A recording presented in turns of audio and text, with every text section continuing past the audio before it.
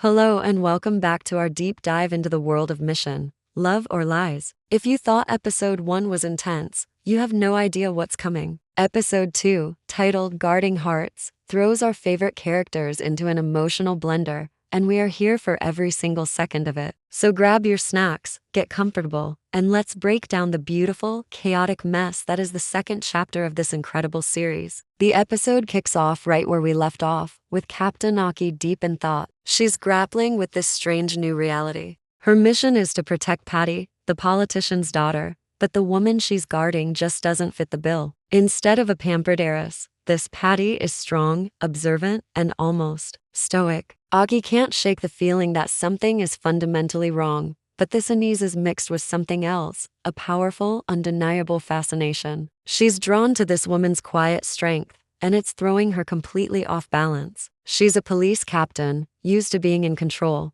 but for the first time, her feelings are a wild card she can't predict. Meanwhile, we see the real bodyguard, Alice, trying to survive in her new role as the fake Patty. Alice is a master of control, a professional through and through, but playing the part of a carefree, slightly naive young woman is taking its toll. It's a constant performance, and the weight of deceiving Aki is crushing her. Every time she has to put on that innocent smile or feign helplessness, you can see a flicker of guilt in her eyes. It's a life or death situation, she knows that, but lying to the one person who is genuinely trying to protect her is a new kind of torture. Aki, ever the sharp observer, picks up on these subtle cracks in the facade, a glance that's too sharp, a reaction that's too quick. These inconsistencies only deepen her suspicion and, paradoxically, her attraction. And then there's Kama. Oh, sweet, loyal Kama. She's not just Aki's friend. She's hopelessly in love with her, and it's a secret she guards as fiercely as Alice guards her identity. In this episode, Kama cleverly inserts herself deeper into the mission. She volunteers to stay close to Patty, framing it as an extra layer of security.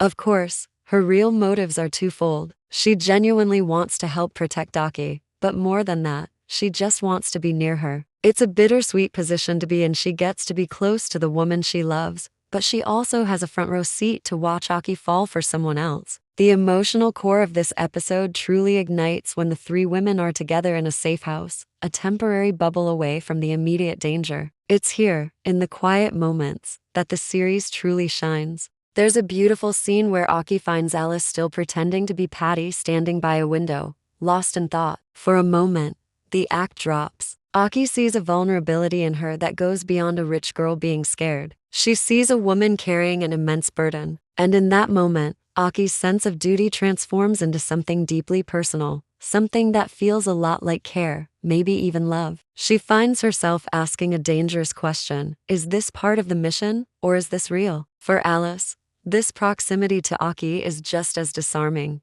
She's used to seeing people as assets or threats, but Aki is different. She isn't just a cop doing her job. She's warm, she's protective, and she looks at Alice with a sincerity that cuts right through her professional armor. During a moment of shared anxiety, Alice lets her guard down and leans on Aki, both figuratively and literally. Aki's response is immediate and instinctual, a protective gesture, a soft word. The chemistry between them is electric, a silent conversation happening in stolen glances and lingering touches. It's in these moments that Alice realizes the most dangerous part of this mission isn't the threat outside, but the woman standing right next to her. And poor Kama sees it all. From the sidelines, she watches these tiny, intimate moments unfold. She sees Aki gently brush a stray hair from Alice's face. She sees the way Alice looks at Aki when she thinks no one is watching. Each tender gesture is a small stab to Chama's heart. You can feel her quiet agony as she wrestles with her unrequited love, supporting Aki while her own hopes crumble.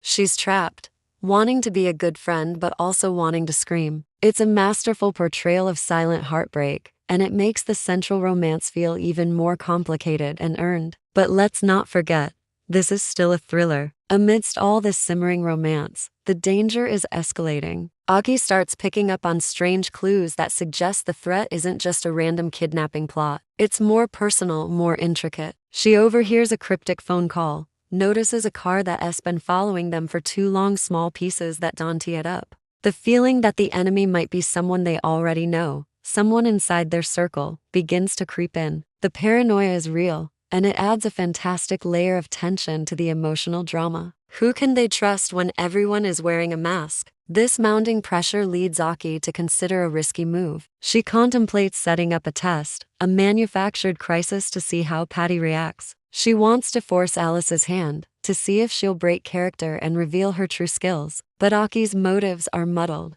Is she doing this to verify her suspicions for the sake of the mission? Or is she doing it for herself, to understand the powerful pull she feels towards this enigmatic woman? Is she trying to solve a case or solve the mystery of her own heart? This internal conflict is what makes Aki such a compelling protagonist. She's torn between her head and her heart, between duty and desire. Interestingly, the episode also gives us a glimpse into the mind of the real Patty, who is currently playing the role of her own bodyguard, Alice. She's not just a damsel in distress waiting to be rescued. She's observant in her own right. She notices that her bodyguard is a little too good, a little too composed. She also notices the genuine kindness in Aki, the captain assigned to protect her. In a quiet, private moment, she thanks Aki, not as a client to a security officer, but as one person to another. This unexpected connection softens Patty and adds another fascinating dynamic. She's starting to see Aki not just as protection, but as a friend, further tangling this web of relationships.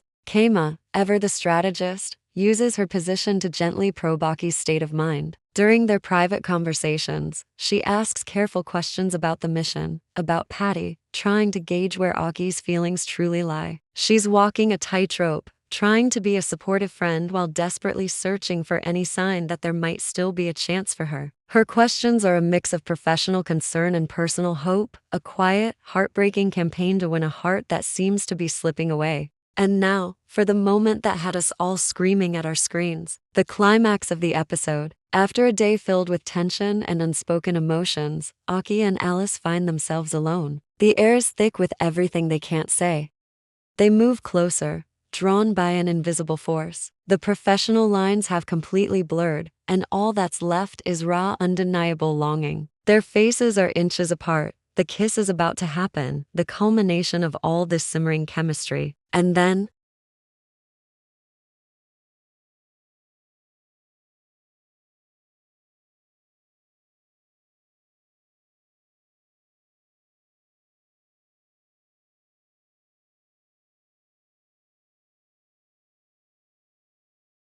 the mission to protect a life has officially become a battle to protect their hearts, and the lines between love and lies have never been more blurred. And that's a wrap on episode 2. What did you guys think? Are you Team Aki Alice? Or are you rooting for Keima to finally get her moment? And who do you think is the real villain pulling the strings? Let me know all your theories down in the comments below. If you enjoyed this breakdown, please hit that like button, and don't forget to subscribe and turn on notifications so you don't miss our review of episode 3. Thanks for watching, and we'll see you in the next one.